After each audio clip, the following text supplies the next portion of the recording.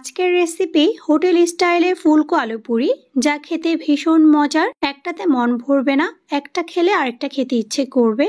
চেষ্টা করেছি খুবই সহজভাবে টিপস সহ রেসিপিটি শেয়ার করার জন্য, যাতে করে নতুন রাঁধুনিরাও খুব সহজেই বানিয়ে নিতে পারেন। হোটেল স্টাইলে ফুলকো আলু পুরি তৈরি করার জন্য আমি প্রথমে একটা বাটির মধ্যে নিয়ে নিচ্ছি 1 কাপ পরিমাণ ময়দা। এরপর দিয়ে দিচ্ছি স্বাদ মতো লবণ, দিচ্ছি এখানে হাফ চা চামচ পরিমাণ চিনি, তবে চিনিটা অপশনাল, আপনারা চাইলে চিনিটা বাদও দিতে পারবেন। এখন শুকনো উপকরণগুলোকে ভালো করে মিশিয়ে নিব। শুকনো উপকরণগুলো ভালো করে মিশিয়ে নেওয়া হয়ে গেলে আমি এখানে দিয়ে দিচ্ছি 2 টেবিল চামচ পরিমাণ রান্নার তেল। আর এখানে 1 কাপ পরিমাণ ময়দার জন্য 2 টেবিল চামচ পরিমাণ তেল ব্যবহার করতে হবে। এখন তেলটাকে আমি ময়দার সঙ্গে খুব ভালো করে মিশিয়ে নিব। ময়দার সঙ্গে তেলটাকে ভালো করে মিশিয়ে নেওয়ার পর এখন আমি এখানে স্বাভাবিক তাপমাত্রার পানি দিয়ে ডোটাকে তৈরি করে নিব। আর পানিটা কিন্তু একেবারে দিতে যাবেন না, অল্প অল্প করে পানি দিয়ে তারপর ডোটাকে তৈরি করে নিতে হবে। নর্মালি আমরা যেমন পরোটার জন্য ডো তৈরি করি, সেম ভাবে ডোটাও তৈরি করে নিতে হবে। আর ডোটা তৈরি করে নেওয়া হয়ে গেলে এখন আমি ডোটাকে রেস্টে রেখে দিব। আর এই জন্য এখানে একটা সুতি কাপড়কে পানিতে ভিজিয়ে তারপর পানিটাকে নিংড়ে নিয়ে এখন আমি ডোটাকে ঢেকে রেখে দিব 20 মিনিটের মতো। ডোটাকে রেস্টে রেখে এখন আমি আলু পুরির জন্য পুরটা তৈরি করে নিব। আর এই জন্য এখানে 2টা আলুকে সিদ্ধ করে নিয়ে একটা ম্যাশারের সাহায্যে ম্যাশ করে নিচ্ছি। আলুগুলোকে ম্যাশ করে নেওয়া হয়ে গেলে এখন আমি এখানে নিয়ে নিচ্ছি কিছু ভাজা শুকনো মরিচ।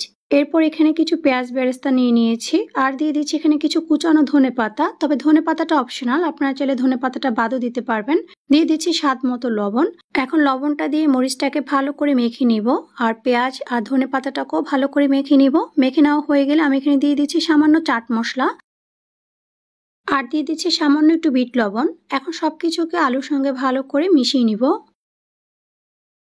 আমার এখানে আলু পুরির জন্য ভিতরের পুরটাও রেডি হয়ে গিয়েছে। এখন আমি ডোটাকে খুব ভালো করে মথে নিব।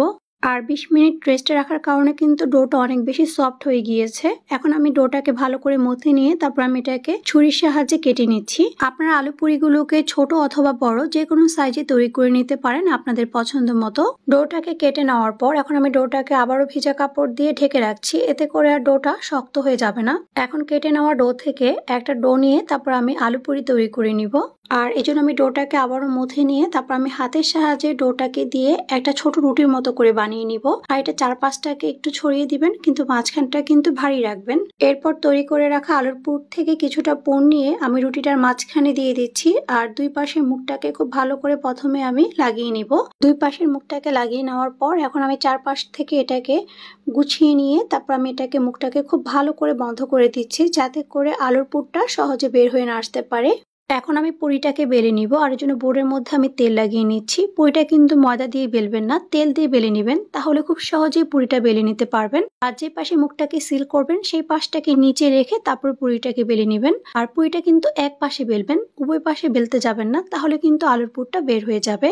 পুরিগুলো বানিয়ে নেওয়ার পর এখন আমি পুরিগুলোকে গরম ডুবো তেলের মধ্যে ভেজে নিব। আর চুলার আঁচ লো টু মিডিয়ামে রেখে পুরিগুলোকে ভেজে নিতে হবে, তা না হলে দেখা যাবে খুব দ্রুতই উপরে কালার চলে আসবে কিন্তু ভিতরে কাঁচা থেকে যাবে। তাই একটু সময় নিয়ে পুরিগুলোকে উল্টিয়ে পাল্টিয়ে গোল্ডেন কালার করে তারপর ভেজে নিতে হবে। আমার এখানে একটা পুরি ভেজে নেওয়া হয়ে গিয়েছে, দেখতে পাচ্ছেন পুরিগুলো দেখতে কতটা ফুলকো হয়েছে। এখন আমি সেম ভাবে বাকি সবগুলো পুরিকে একইভাবে ভেজে নিব। বিকেলের নাস্তায় যদি এরকম গরম ফুলকো আলু পুরি আর সাথে থাকে যদি 1 কাপ চা, তাহলে আর কি লাগে। তৈরি হয়ে গেল বাড়িতে থাকা সাধারণ কিছু উপকরণ দিয়ে হোটেল স্টাইলে ফুলকো আলু পুরি, যা একবার বানানো শিখে গেলে আর কখনোই বাহিরে হোটেল থেকে কিনে খেতে ইচ্ছে করবে না। আশা করছি আজকের এই সহজ আলু পুরি রেসিপিটি আপনাদের কাছে ভালো লেগেছে। আর আজকের আলু পুরিগুলো আমি তেঁতুলের চাটনি, পেঁয়াজ ও কাঁচামরিচের সাথে পরিবেশন করে দিয়েছি। রেসিপিটি যদি ভালো লেগে থাকে তাহলে অবশ্যই আপনাদের ফ্রেন্ডস ও ফ্যামিলির সাথে শেয়ার করবেন। আর এরকম আরো অনেক সহজ ও মজার রেসিপি দেখার জন্য অবশ্যই পেজ ও চ্যানেলটিকে ফলো দিয়ে সাথেই থাকবেন।